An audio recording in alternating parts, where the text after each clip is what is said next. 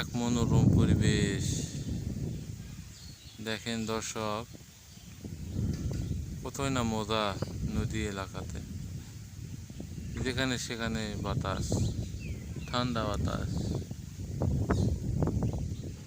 আমাদের ওইদিকে নদীও নেই, আমরা বুঝিও না।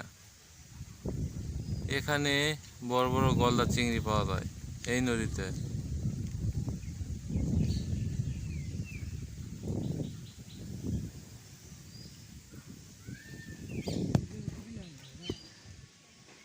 লিয়া চলে যাবে ওই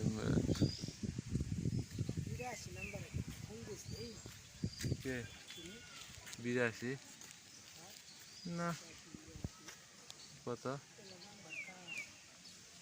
আমি বিষ্ণু, এরা হচ্ছে